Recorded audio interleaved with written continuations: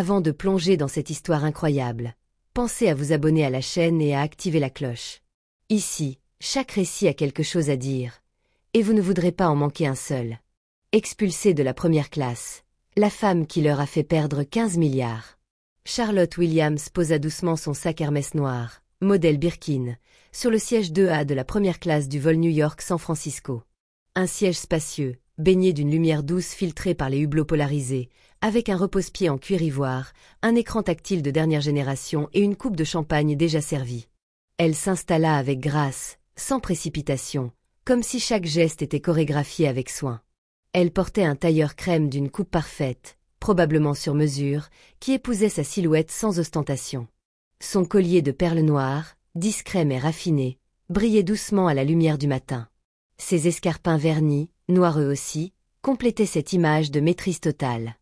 Ses cheveux, tressés avec précision, relevés en un chignon bas, laissaient deviner une élégance contenue, un mélange subtil de raffinement, de discipline et de fierté tranquille. Le genre de présence qui impose le respect sans un mot. Charlotte Williams avait 50 ans. Elle n'était pas célèbre, mais dans le monde des affaires, son nom circulait dans les couloirs des plus grandes firmes de la côte Est. Elle avait dirigé, restructuré et propulsé plusieurs entreprises vers des sommets. C'était une stratège, une visionnaire, et surtout, une femme qui avait travaillé 2 fois plus que les autres pour arriver là où elle était. Elle n'était pas en vacances. Elle ne voyageait jamais pour rien. Ce vol de moins de 6 heures devait la conduire à l'un des rendez-vous les plus décisifs de sa carrière. La signature du dernier volet d'un contrat stratégique avec Westlander, la même compagnie dans laquelle elle venait d'embarquer. Le contrat portait sur la mise en place d'un réseau de sécurité technologique aéroportuaire de nouvelle génération, couvrant plus de 120 aéroports sur 10 ans. Un contrat colossal, 15 milliards de dollars. Rien de moins. Elle avait passé des mois à concevoir, à convaincre, à négocier, à rassembler les équipes techniques, les investisseurs, les juristes. Et ce matin, elle était simplement là, dans ce siège qu'elle avait payé au tarif plein, pour finaliser ce que personne avant elle n'avait réussi à bâtir. Mais Charlotte savait aussi une vérité brutale. Aux yeux de certains, elle n'était qu'une femme noire. Une silhouette que l'on ne s'attend pas à voir dans les zones réservées au pouvoir. Une étrangère dans une cabine où les apparences comptent plus que les faits. Un visage qui dérange là où il devrait inspirer. Elle n'était assise que depuis quelques minutes lorsqu'une jeune hôtesse, blonde, visiblement mal à l'aise, s'approcha timidement. « Madame, je crois que vous n'êtes pas à la bonne place. » Charlotte leva lentement les yeux, croisa son regard avec un calme glacial, puis sortit son billet électronique de son sac. D'un geste lent et précis, elle le lui tendit. 2A, première classe. Confirmé. L'hôtesse plissa les yeux, consulta l'écran de sa tablette, recula légèrement. Elle balbutia quelques excuses avant de s'éclipser précipitamment, comme prise de court. Charlotte la regarda s'éloigner sans un mot, avant de reprendre calmement la lecture des notes de son dossier sur sa tablette. Mais l'incident ne s'arrêta pas là. Quelques minutes plus tard, l'hôtesse revint. Cette fois, elle était accompagnée du chef de cabine, un homme blanc aux tempes grisonnantes, l'air grave et rigide. « Madame, il semble y avoir un problème avec votre billet. Le système indique une incohérence. » Charlotte ne se laissa pas démonter. Toujours posée, elle ouvrit l'application officielle de la compagnie sur son téléphone, navigua jusqu'à son billet et le montra à l'écran. Tout était en ordre. Réservation confirmée. Paiement validé. Siège 2A. Mais déjà, les regards s'étaient tournés vers elle. Les visages, un à un, se retournaient. Certains avec curiosité. D'autres, avec suspicion. Une femme blanche assise au siège 1B, maquillée avec soin et couverte de bijoux clinquants, la toisait avec une moue dédaigneuse. Les murmures commençaient. Charlotte, droite, refusa de se lever. Alors, ils appelèrent la sécurité. 2 agents de l'aéroport, visiblement habitués à ce genre de situation, montèrent à bord. L'un s'adressa à elle sans ménagement. « Madame, vous devez nous suivre. » Immédiatement. Charlotte resta immobile. Elle regarda autour d'elle. Aucun soutien. Aucun mot. Aucun regard compatissant. Le silence pesait comme une condamnation. Elle prit une inspiration, profonde, silencieuse, puis se leva. Lentement. Dignement. Elle n'était pas une criminelle. Elle n'avait rien volé. Elle n'avait rien usurpé.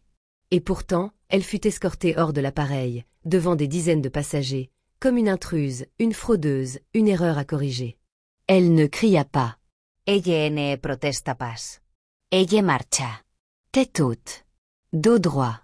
Regard fixé sur l'horizon. Mais ce que ni l'équipage ni les passagers ne savaient, c'est que plusieurs téléphones filmaient la scène. En silence. Captant ce moment d'humiliation avec précision. Son visage, d'un calme glacial, resta gravé sur ces images. Une expression de fierté silencieuse, de dégoût contenu, d'une douleur ancienne que trop de femmes comme elle avaient appris à porter avec grâce. Personne ne savait qui elle était. Et c'était ça, leur erreur.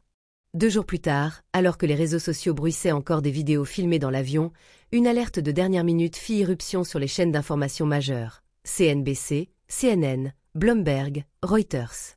En lettres blanches sur fond rouge. Williams Technologies met fin à son partenariat avec Westlander. Une phrase courte. Mais l'impact, lui, fut sismique. La valeur estimée de la rupture, 15,2 milliards de dollars. Une perte colossale. Un contrat historique annulé par un simple communiqué de presse. Dans les heures qui suivirent, les téléphones des analystes de Wall Street s'affolèrent. Les marchés réagirent brutalement. L'action de Westlander perdit 14% en moins d'une journée. Puis 12% supplémentaires dans la nuit. Mais ce n'était que le début. Le lendemain, dans une conférence de presse retransmise en direct et attendue par des millions de téléspectateurs, Charlotte Williams fit son apparition. Silencieuse d'abord, elle monta sur l'estrade vêtue d'un tailleur noir sobre, sans bijoux. Ses tresses étaient relevées en un chignon bas. Derrière elle, le logo de Williams Technologies se découpait sur un fond bleu nuit. Elle se tenait droite. Inébranlable. Et lorsque les flashs crépitèrent, elle ne baissa pas les yeux. Elle prit le micro. Et parla d'une voix calme, mais ferme, sans note, sans hésitation. Je n'ai pas été humiliée parce que j'avais tort. J'ai été humiliée parce que je n'avais pas le bon visage pour le bon siège. Elle marqua une pause. Je suis Charlotte Williams, fondatrice et PDG de Williams Technologies. Et je choisis de ne pas investir dans une entreprise qui ne sait pas reconnaître la dignité humaine au-delà des apparences. L'innovation sans humanité est une illusion. Un silence traversa la salle. Puis une salve d'applaudissements. Dans les heures qui suivirent, des extraits de son discours firent le tour du monde. Le hashtag almohadilla Charlotte Williams devint viral. Des millions de personnes, de toutes origines, s'identifièrent à elle non pas parce qu'elle était puissante, mais parce qu'elle avait refusé l'humiliation avec une dignité absolue. Les conséquences furent immédiates. La valeur boursière de Westlander s'effondra. En 48 heures, elle perdit plus de 26%. Des centaines de clients annulèrent leur vol. Des appels au boycott s'organisèrent dans plusieurs grandes villes. Des employés, choqués par la gestion interne de la crise, entrèrent en grève. 3 cadres supérieurs démissionnèrent, publiquement. Le PDG de la compagnie tenta de rattraper la catastrophe. Il écrivit une lettre ouverte, lue à l'antenne, dans laquelle il exprimait ses profonds regrets, et parlait d'un incident isolé et malheureux. Mais il était trop tard. Charlotte, elle, ne répondit pas. Elle refusa toutes les interviews. Elle ne chercha ni vengeance, ni gloire. Elle avait déjà tout dit. 6 mois plus tard, sur un tarmac privé de l'aéroport de Teterboro, un jet élégant aux ailes argentées se préparait à décoller vers San Francisco. Le logo discret inscrit sur le fuselage indiquait un nom nouveau dans l'aviation. Orion Jet. Une entreprise fondée par Charlotte elle-même. Une flotte d'avions privés accessibles, dotée des technologies les plus avancées en matière de sécurité, conçue par son équipe. Elle y avait engagé des anciens employés licenciés ou discriminés dans d'autres compagnies, sous une condition non négociable. Suivre une formation éthique intensive, centrée sur la dignité, la diversité et le service humain. Ce jour-là, Charlotte n'avait pas besoin d'escorte, ni d'invitation spéciale.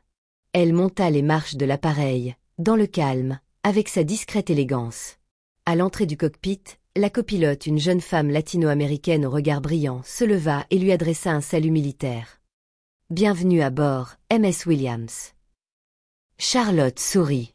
Un sourire léger, sincère, presque imperceptible. Elle posa son sac, s'installa dans le fauteuil 1A. Cette fois, personne ne contesta sa place. Puis elle répondit doucement, en fixant l'horizon par le hublot. Cette fois, je suis à ma place. Et l'avion décolla, laissant derrière lui non seulement une vieille ère, mais un système entier, désormais contraint de changer.